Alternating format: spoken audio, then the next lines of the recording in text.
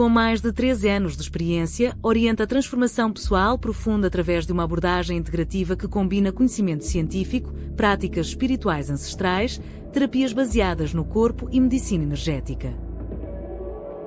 Nas suas sessões, atua como tradutora do inconsciente, trabalhando com símbolos, arquétipos, memórias e estados expandidos de consciência para desbloquear recursos internos e promover a cura, a clareza e o equilíbrio. Apoia pessoas que enfrentam ansiedade, trauma, bloqueios emocionais, dor crónica ou transições de vida, bem como aquelas que procuram um propósito e um alinhamento autêntico. Facilita também terapia de casal e sessões de espelho para restaurar a conexão e revelar dinâmicas ocultas. O seu trabalho é partilhado através de sessões, escrita, palestras e experiências terapêuticas em eventos como o Boom Festival e o Bem Gathering. Gostem, subscrevam e partilhem. O canal Sinergias Holísticas, onde a espiritualidade somos todos, nós. Recording is on. Okay, so good afternoon. Hello, Today Luis. we have Sofia. Yeah. And now when you feel ready, you can start about your spiritual path when you are a little girl. Okay. So first of all, thank you so much for the invitation to this interview. It was a surprise for me, and at the same time, it's hard for me to talk about me, talk about myself, because I'm a teacher and I'm a therapist, and I'm used to listen. So sharing for me sometimes it's not so easy as hearing the other ones. Well, but how it started, once upon a time. Do we have any depressions when you were a little girl? Or no depressions? You hear some strange voice? You had any invisible friend? Tell us about. Yes, I had all of that. So I can start when I was a little girl. It was really hard for me to live on the 3D. So I created my own world. I was living in a big house, and my favorite place was in the attic. And I created my own space. I started to read a lot. I read a lot. I read so many books around adventure. The name was Os Cinco. It's the five. It's an adventure. I don't know if you remember. So I love that, and science fiction, fantasy, everything that it's linked to other realms. It's kind of fascinated me. So it was really easy. So I had a dog. I remember that I spent hours with my dog at the sun, playing with him and observing what is the name? Formigas? The ants? No. The ants, exactly. The ants. Yeah. Observing the ants. I was really fascinated about the ants. I don't know why. So for me, it was hard sometimes to understand the world around me. I felt that I didn't belong anywhere. I thought that I was kind of strange, but at the same time, I had the capacity to adapt to several environments. So when I was at school, it was really hard when I went to school at 6 years. When I was 6 years, I remember that my father left me in school, and it was really scary for me to enter in the classroom and to face all my colleagues. And my teacher, she didn't help, because she noticed that I was kind of so shy, and she always put me a little bit aside. At least I felt by that time that I was being put aside because I was not so popular, because I don't like to speak in public. I was just really, really shy. Yeah, but with time, it became easier. But along the first 8 years of my life, it was really hard because I had a lot of nightmares at night, and I felt a lot of presence that I didn't know how to name it, because I found it really strange. And because I was living in Lisboa, in the Lisbon city, in the beginning when I was so I born in Lisbon, and I lived in that big house until I was 6, and then I moved on to the country. So the first years was in the city, in that big house. And now I can see that that house, it was a very special house, because I felt all the presences. It seems that they were in the walls. I don't know how to explain it. And I felt all around. It was a kind of energy, a kind of energy. Yeah, it was a kind of energy. And sometimes I wake up at night and I hear voices. Mhm. A lot of times it was other voices of little children calling at me, and I don't know how to react to that, and I get really terrified. And I started to talk about my mother, about what is happening, because I was saying to her, I see things, I see images, I hear voices. And she said to me, don't worry, I will pray. And when she started to say that to me, in my immature understanding, I thought that it was something bad, because she said that I'm going to pray. So I called for that voices to kind of go away, disappear. Yeah. So for me, it was really hard. But around 8 years old, I come to the country, and then I started to create my fantasy world. And it was easier for me to cope and to deal with all that forces. And I start to have, and then let me see what happened, because it's so much, inside of me. I remember that my first spiritual experience, I loved to see those nights when there were thunders in the sky. Yes. So I go to a table that we have outside the house, and I just stay there looking at the sky. And that I could experience my first spiritual experience. Why? Because I felt that I was part of that, Okay. I belong to that, and I was part of that. And it was the first time that I remember that I felt that, okay, that it's my house. I don't know why I'm here, Mhm. okay, but there is my house. But along the way, I forgot that. I just forgot that. When I was a teenager, I start to look at the boys, I want to date, all the hormone stuff, Yes. and Yeah. I was always very romantic. And I realized that one of my biggest dreams was to be a mother and to find a prince, like a prince. Yes. It was my story. So, but all the things that I've heard when I was a kid and that I seen, they kept going.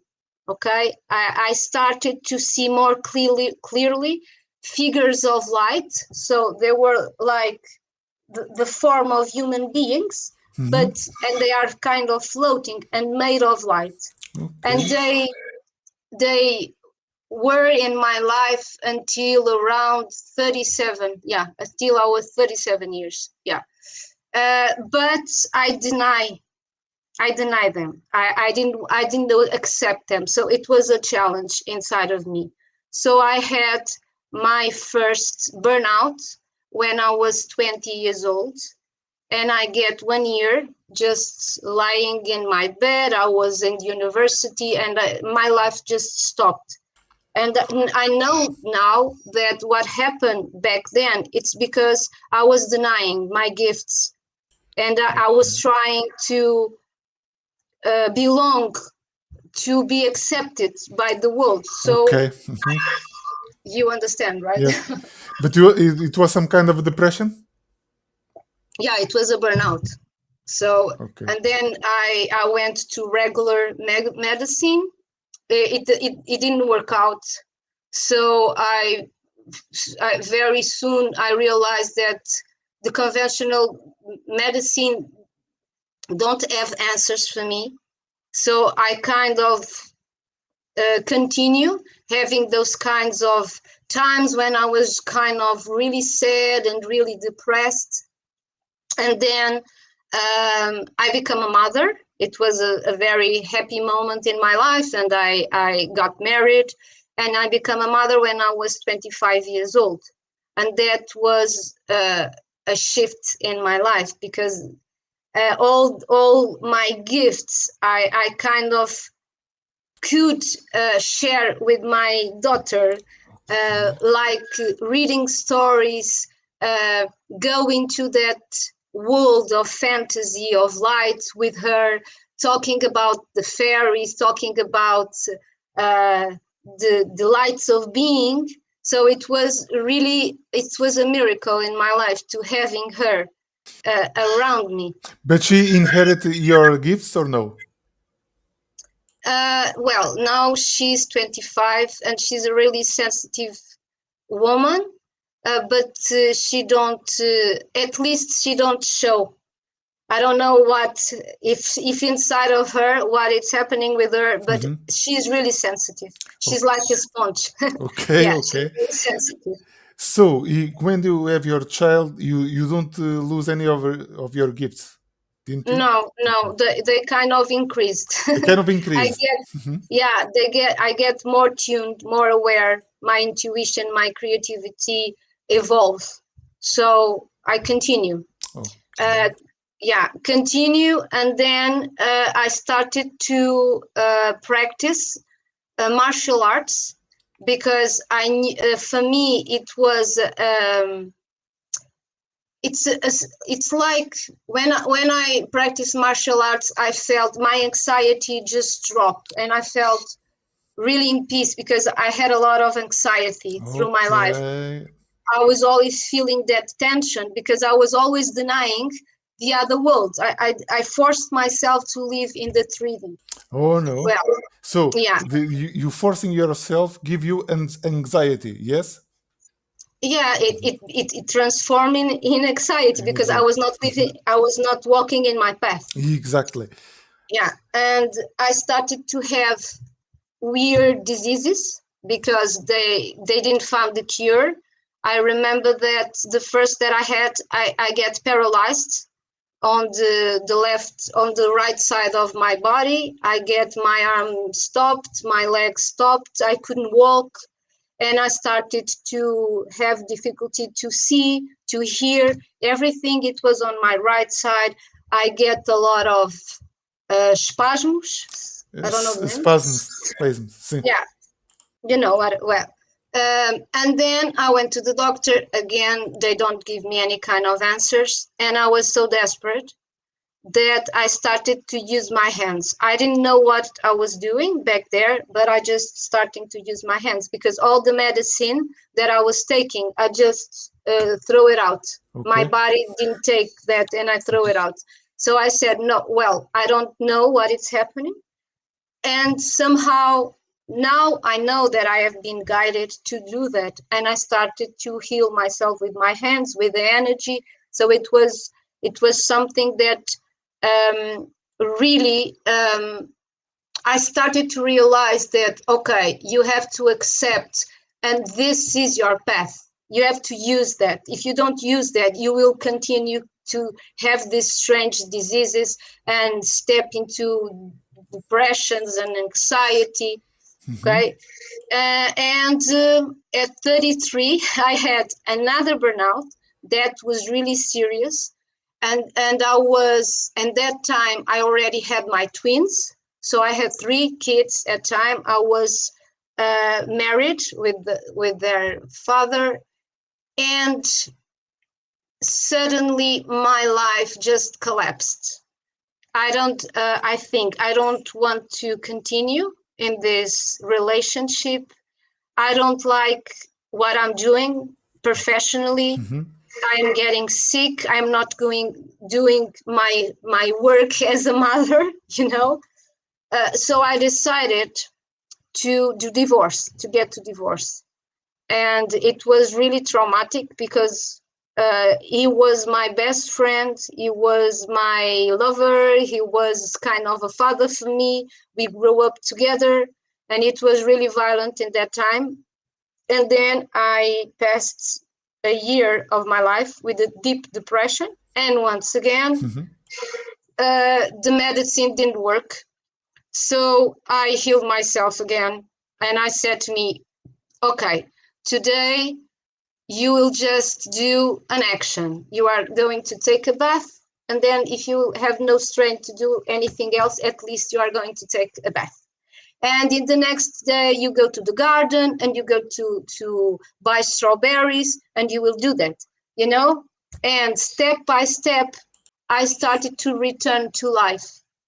Okay. So I was 33 at the time, and I started to practice yoga and meditation. I name it because what I realize now is that since I was a little kid, for me, meditate, it's something natural. Exactly. You know, but when I begin at yoga and I say, oh, this is meditation, you know, yeah, I know what this is.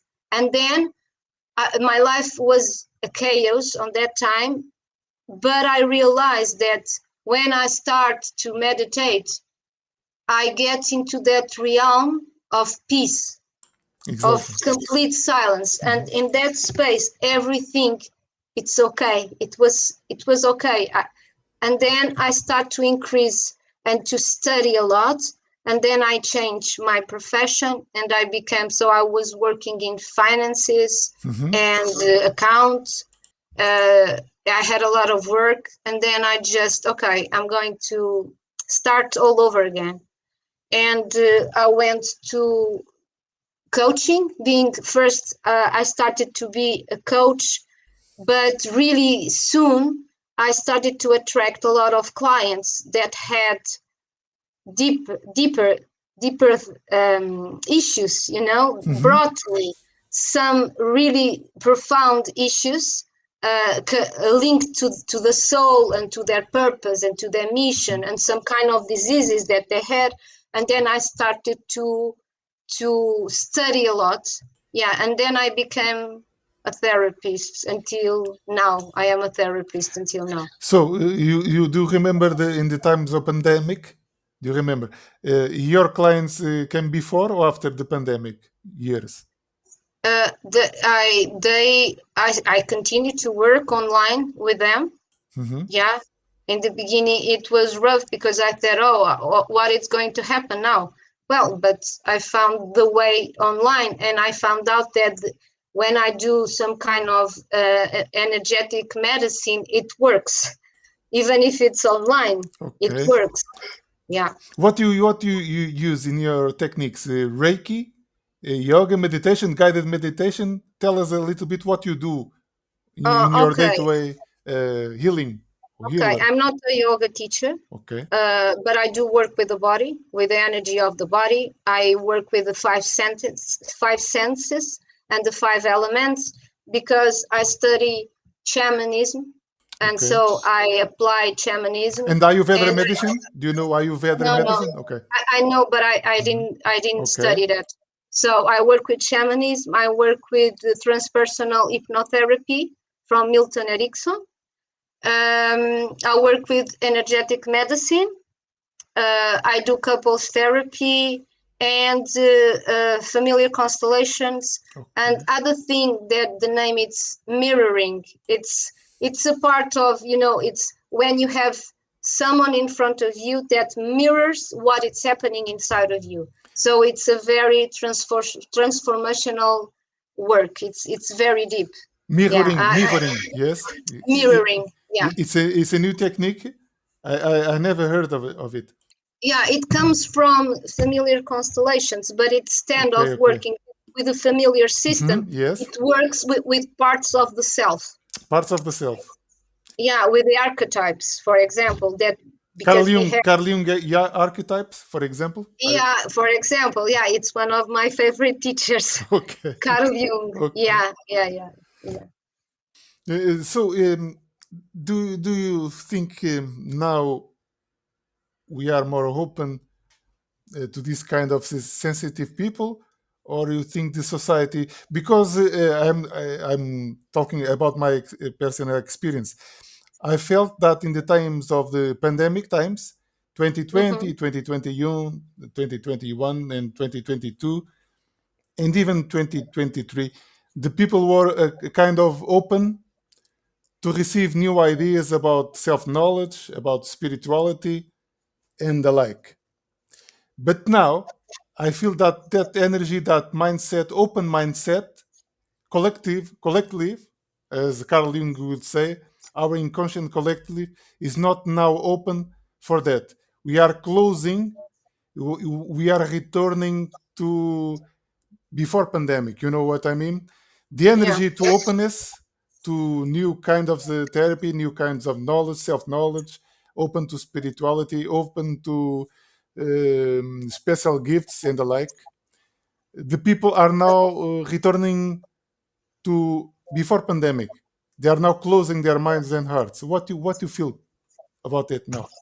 Well, my experience is different because I think that the only option that we have is to evolve and to intertwine spirituality with science, because a lot of people are getting sick, really sick mentally. You know, I have seen, I attract a lot of clients, borderliner, bipolar, schizophrenia, and people are just seeing that they are losing their mind because they are not walking into that path. So what I am seeing now is that people are being kind of obliged, you know, to really see, to really, okay, what is happening with me? I don't, the answers are not in my mind because I tried so many techniques and it's not working. And I'm getting sick. So I have to look beyond. It must be something out there, out of my rational mind. So at least it's my experience. I feel that more and more people are more aware and more awake to experience this new, not new, you know, because this is old. Exactly, you know? exactly. It's old. It was a kind of niche. It was a kind of Yeah, niche. yeah. But now it's something that it's inevitable, you But do know. you think it's It's mainstream? I think it's not mainstream yet. Do you think it's mainstream? no, about mainstream. What I think now is that when I started, there are few people doing this. Now we have a lot of people doing this. What I think that it's amazing, okay? That Okay. it's amazing. But I think that we are entering into a kind of dangerous, some dangerous fields, because, for example, a lot of people do psychedelics every month and they don't do a proper integration. Everybody does, I don't know, Kundalini activation, and they don't know what they are doing, and then they don't know how to deal with that. So I Okay. think that it's amazing to have all these worlds opening, these experiences that everybody can experience, but we are called to be more and more responsible for what we are bringing to the world as therapists or people that work with this kind of techniques and energy. It's what I think. It's my vision Okay. about what is happening. So, but in mainstream, for example, in the Service National of Health, or in English or in Portuguese, the services health, national service health. Do you think the national service health, for example, in Portugal or even in England or in France, they are open to receive new ways of therapy? Not yet. Not yet. What do you think? What do you think? There is a spark to make conventional medicine to open to new kinds of therapy. There are a lot of scientists, doctors, that are giving workshops, and they are talking about spirituality among the doctors. And I think that there are a lot of scientists and doctors that really know what spiritual world is, and all the entities and all the experience of that, but they are afraid to talk. Why they are afraid? Why they are afraid? Because a lot of people don't understand what we are talking about. They are really into a mindset, into a rigid mindset. A judgment mindset? Yeah. Because they believe in science and they are not open to other kinds of realities, as we can say it. I know I have clients that are doctors, and I know a lot of doctors, and what they say to me, you do meditation, you do hypnotherapy, that it will be great to have this kind of services here in the hospital, for example, in the public hospital, but it's difficult. But they started to realize, for example, when they have to deal with complicated patients that receive a diagnosis of cancer, they get completely out of them, and if they had a support of someone in the hospital to bring meditation, to bring this awareness, things could change a lot. Even people that are dying, and I know some people that are allowed to go to the hospitals and help people to do the what's the name, the passage, their passage in peace. I know. So I really think I'm a very optimistic person, and I really do believe that it's going to happen more and more and more. It's what I think, because it's what I've said. It's inevitable. Inevitable. Yeah. It's the only way. We are walking through that. So the holistic term join the science and spirituality in one body. Yeah, because medicine is amazing, but they see parts of us. They don't see the whole. Exactly. Several interviews here complain the same.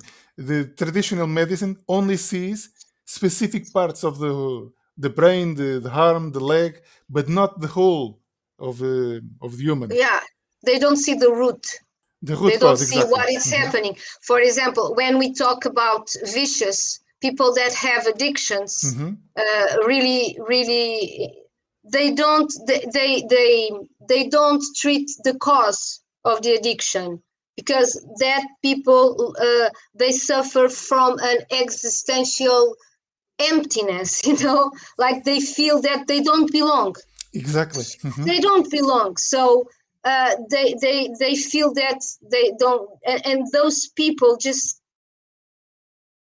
they think they are separated, from the rest. They don't have that mindset, that to consider that they are one with everyone, with everything around. So the doctors, they act on the symptoms. They don't act on the roots of the problem. And even our society, which is living in cities, are far away from the nature.